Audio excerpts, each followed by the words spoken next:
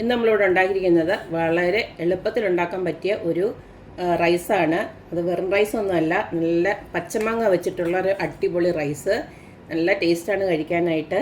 വേറെ പ്രത്യേകിച്ച് കൂട്ടാനൊന്നും ഇല്ലെങ്കിൽ തന്നെയും ഇത് ഇങ്ങനെ തന്നെ കോരി കഴിക്കാൻ നല്ല ടേസ്റ്റാണ്. ലെമൺ റൈസൊക്കെ ഉണ്ടാക്കുന്ന അതേ രുചിയിലും അതേ ടേസ്റ്റിലും ഒക്കെയാണ് ഇതും. പക്ഷേ ലെമണിന് പകരം നമ്മൾ പച്ചമാങ്ങയാണ് യൂസ് ചെയ്തേക്കുന്നേ ഉള്ളൂ. നല്ലതാണ്. ഓഫീസിലോ ഒക്കെ കൊണ്ടുപോകാനൊക്കെ ആണെങ്കിലും നല്ലൊരു ഓപ്ഷനാണ് ഈ ഒരു റൈസ്. അപ്പോൾ ഇതിൻ്റെ കൂടെ ഇപ്പം ഞാൻ ചുമ്മാ ഒരു ബുൾസൈഡ് ചുമ്മാ ഭംഗിക്കൊന്ന് വെക്കുന്നുണ്ട്. അതില്ലെങ്കിലും കുഴപ്പമൊന്നുമില്ല. ഇതില്ലാണ്ട് തന്നെയും നല്ല രുചിയാണ് ഇത് കഴിക്കാനായിട്ട്. ഉണ്ടാക്കി നോക്കി കഴിഞ്ഞെങ്കിലേ അറിയത്തുള്ളൂ ഇതിൻ്റെ ഒരു ടേസ്റ്റ് എന്താണെന്നുള്ളത്. എന്തായാലും മാങ്ങാ സീസണൊക്കെ അല്ലേ, അപ്പോൾ എല്ലാവരും ഒന്ന് ട്രൈ ചെയ്ത് നോക്കുക. അപ്പം നമുക്ക് ഈ ഒരു റെസിപ്പി എങ്ങനെ ഉണ്ടാക്കുന്നതെന്ന് നോക്കിയിട്ട് വരാം.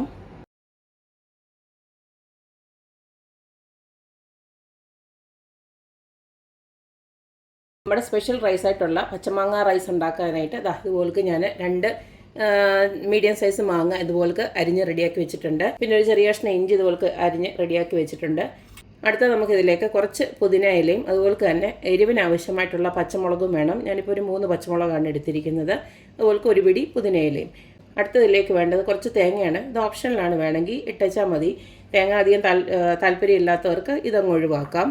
പിന്നെ നമുക്കിതിനകത്ത് വേണ്ടത് കുറച്ച് കാഷ്യൂനട്ടാണ്. കാഷ്യൂനട്ടിന് പകരം പീനട്ട് വേണമെങ്കിലും ഉപയോഗിക്കാം. പിന്നെ നമ്മൾ കടുക് വറുക്കാനായിട്ട് കുറച്ച് കടലപ്പരിപ്പും അതുപോലെ തന്നെ ഉഴുന്നുപരിപ്പും ഞാനൊന്ന് കഴുകി റെഡിയാക്കി വെച്ചിട്ടുണ്ട്. പിന്നെ അതുപോലെ തന്നെ കുറച്ച് കൊച്ചുള്ളിയും അതുപോലെ 1-2 ഡ്രൈ ചില്ലിയും ഇതുപോലെ എടുത്ത് വെച്ചിട്ടുണ്ട്. ഇത് ഇത്രയും മതി. ആദ്യം തന്നെ നമുക്ക് ഈ ഒരു മാങ്ങ ഒന്ന് ചതച്ചെടുക്കണം.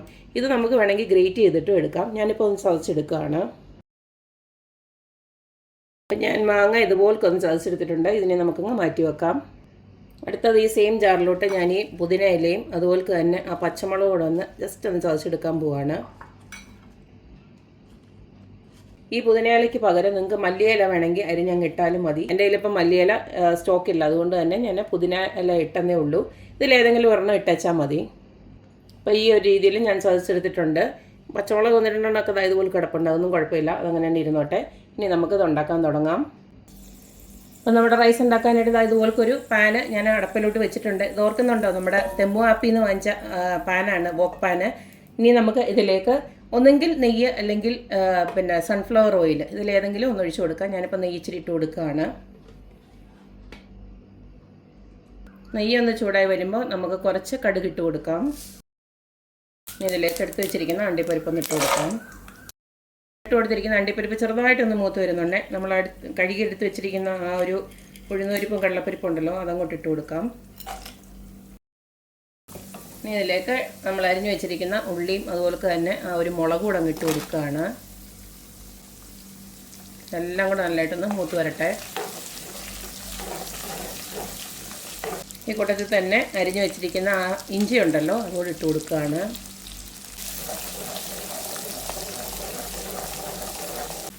ഇട്ട് കൊടുത്ത് ഇതെല്ലാം ഇതുപോലൊന്ന് മൂത്ത് വരുന്ന സമയത്ത് നമുക്ക് ആ ചതച്ച് വെച്ചിരിക്കുന്ന മാങ്ങ ഉണ്ടല്ലോ, അതങ്ങോട്ട് ഇട്ട് കൊടുക്കാം.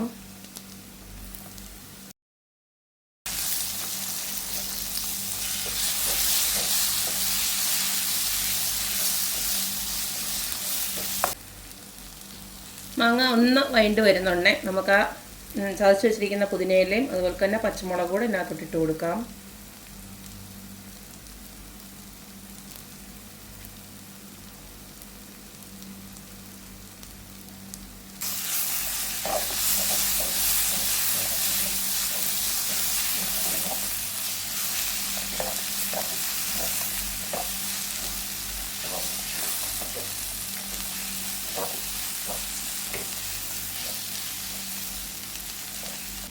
ഇതിലേക്ക് ആവശ്യത്തിനുള്ള ഉപ്പ് ചേർത്ത് കൊടുക്കണം. അപ്പം ഞാൻ ഉപ്പിട്ടിട്ടല്ല ചോറ്, അതിൻ്റെ കാര്യം പറയാൻ മറന്നുപോയി. ഈ ഒരു സമയം നമ്മൾ ഏത് ചോറാണെന്ന് വെച്ച് കഴിഞ്ഞാൽ, നിങ്ങൾ ഉപയോഗിക്കുന്ന ഏത് ചോറാണെന്ന് വെച്ച് കഴിഞ്ഞാൽ ആ ചോറൊന്ന് റെഡിയാക്കി വെക്കണം. അതിൽ ഓൾറെഡി സ്റ്റോക്ക് ഉണ്ട് ബസ്മതി റൈസ് വേവിച്ചത്, അതിപ്പോൾ ഫ്രിഡ്ജിനകത്ത് ഇരിക്കുമായിരുന്നു. ആ ഒരു ചോറാണ് ഞാൻ അതിനകത്തോട്ട് മിക്സ് ചെയ്ത് കൊടുക്കാൻ പോകുന്നത്. ഞാനത് പറയാൻ മറന്നുപോയി. നിങ്ങൾ ഇപ്പം അഥവാ നിങ്ങളുടെ ഈ ചോറൊന്ന് സ്റ്റോക്ക് ഇല്ലെങ്കിൽ നിങ്ങൾ ഇത്തിരി ചോറ് ഒത്തിരി അങ്ങ് വേവരുത്, ഒരു 90% വേവിൽ ഒന്ന് വേവിച്ച് വെക്കുക. നമ്മുടെ ചോറിന് നല്ലൊരു കളർ കിട്ടാനായിട്ട് ഞാൻ കുറച്ച് മഞ്ഞൾപ്പൊടി, ഒരു 1/2 ടീസ്പൂൺ മഞ്ഞൾപ്പൊടി ഇട്ട് കൊടുക്കുകയാണ്. അതുപോലെ നമുക്ക് കുറച്ച് ഒരു കായപ്പൊടി ഒന്നിട്ട് കൊടുക്കാം. പൊടിക്ക് മതി. 1/4 ടീസ്പൂണിലും കുറവ് മതി ഇട്ട് കൊടുക്കുന്നത്. അടുത്തതിലേക്ക് നമ്മൾ ഇട്ട് വെച്ചിരിക്കുന്ന തേങ്ങ ഉണ്ടല്ലോ അത് ഇട്ട് കൊടുക്കുകയാണ്.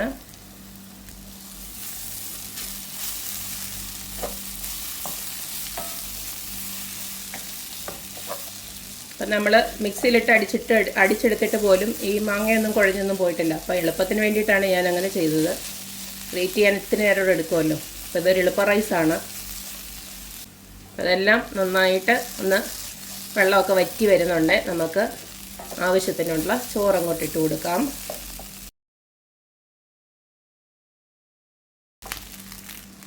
ഞാൻ കുറച്ച് ചോറ് ഇട്ട് കൊടുത്തിട്ടുണ്ട്.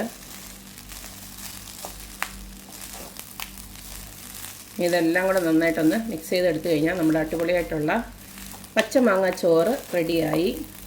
വളരെ ഈസി അല്ലേ?